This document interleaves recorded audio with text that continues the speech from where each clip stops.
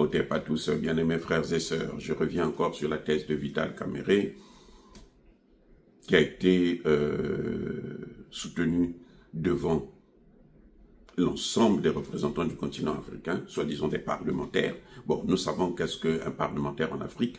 Ce ne sont pas des gens qui sont élus, hein, c'est des gens qui sont choisis et puis imposés à des populations pour qu'on puisse en faire des députés, des sénateurs et autres. Nous savons, ce n'est pas la démocratie. Ne vous leurrez pas et qu'on ne vienne pas me dire le contraire. Je le connais, je l'ai vu, d'abord dans mon propre pays, au Congo-Brazzaville. Voilà, on n'a pas des gens qui ont été vraiment élus parce qu'ils sont sérieux et on voit le résultat. Ce sont des gens qui sont des bénis oui-oui du gouvernement. C'est-à-dire que le Parlement est là pour faire ce que le gouvernement demande de faire. Si le gouvernement décide de voter une loi, eux, ils votent. Si le gouvernement dit qu'il faut rejeter, eux, ils rejettent. Donc, en fait, c'est le prolongement du Parlement. Donc, ce qu'on a vu en Afrique, c'est encore le cinéma habituel des Africains. Et je me demande pourquoi certains pays qui veulent être sérieux font le déplacement.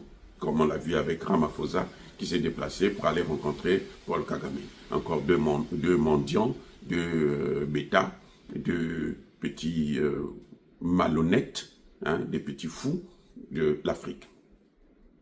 Alors, cette thèse, c'est quoi? Cette thèse, c'est de dire que pour que le Congo puisse avoir la paix, il faut que le Congo puisse partager ses biens, ses ressources, son sol, sa terre et ses ressources naturelles, ses minerais, avec le Rwanda. Vous voyez? C'est pour ça que le Qatar n'avance pas. C'est pour ça que les négociations sont bloquées au Qatar. Parce que ce que le Rwanda demande, c'est le partage des matières premières. Et devant le Parlement africain, devant les parlementaires venus de tout le continent africain, il n'y a aucun parlementaire qui s'est levé pour crier haut et fort, dire non, ça c'est une folie, c'est un précédent. Vous savez pourquoi les Occidentaux soutiennent ça? Les Occidentaux soutiennent ça parce que demain, les Occidentaux vont dire, vont déclarer, vous voyez l'UNESCO, non? Patrimoine de l'humanité. Est-ce qu'il y a un patrimoine qui appartient à l'humanité? Si le patrimoine de l'humanité existe, alors pour venir aux États-Unis, il n'y aurait pas de barrière douanière, de visa et autres. Pour aller en France, il n'y aurait pas de visa. Si le patrimoine de l'humanité existait. L'UNESCO, là, que vous voyez là, c'est une escroquerie, mais alors de très haut niveau. L'UNESCO. Le patrimoine de l'humanité, c'est quoi? C'est quelque chose qui appartient à tout le monde. Donc tout le monde peut venir prendre sa part, tout le monde peut venir visiter, tout le monde peut venir autour. Or, personne ne peut venir à la Tour Eiffel. Vous pouvez venir quitter la RDC là et venir visiter la Tour Eiffel et puis repartir dans une semaine, puisque c'est le patrimoine de l'humanité. Vous pouvez venir visiter la Statue de la Liberté aux États-Unis sans visa, alors que c'est le patrimoine de l'humanité, ça vous appartient aussi. La thèse de patrimoine de l'humanité n'existe pas. Ils ont mis cette thèse-là, c'est pour s'accaparer des biens du monde entier.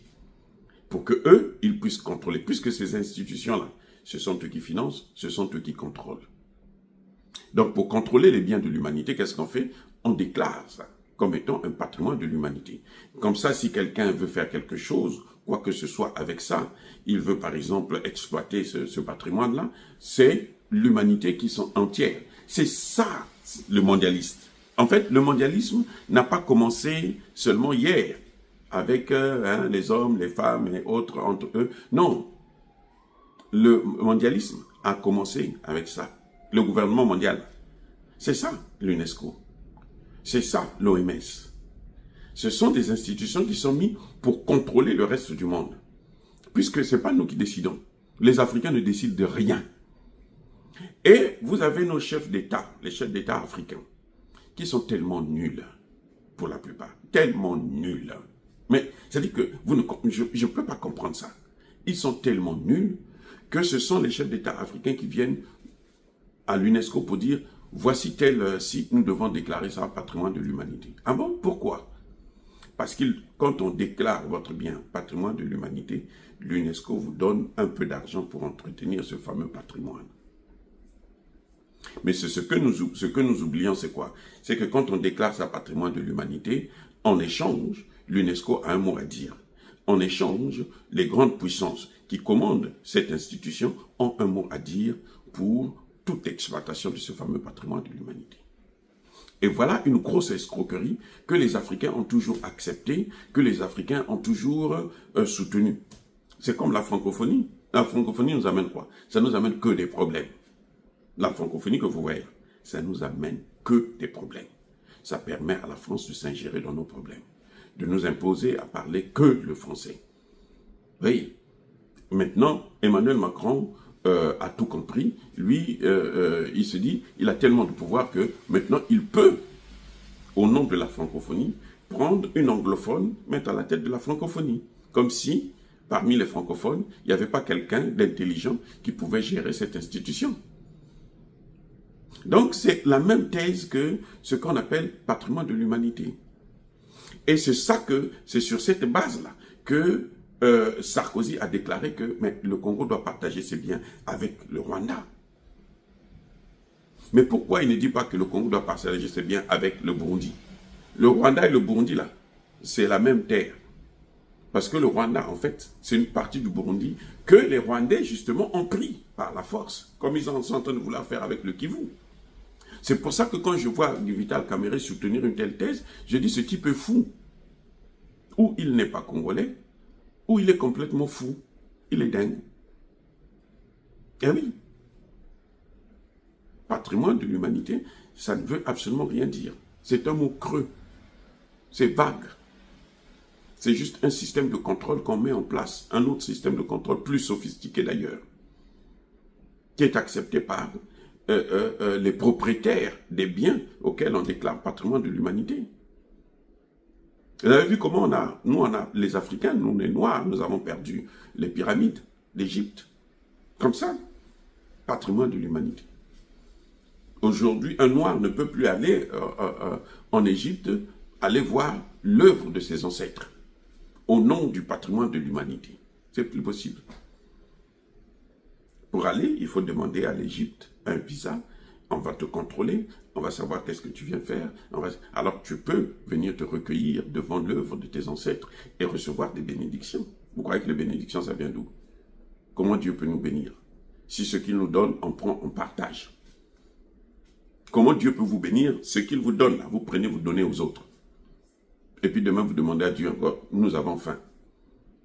Dieu ne peut pas vous bénir comme ça. Dieu n'est pas ridicule comme les hommes le sont. Sachez-le.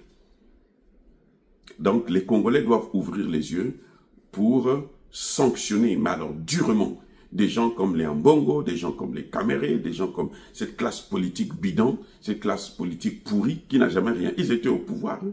Kamerhe est là depuis Kabila. Il n'a jamais rien apporté. Et à l'époque de Kabila, on choisissait des gens par rapport, on les nommait par rapport à deux critères fondamentaux.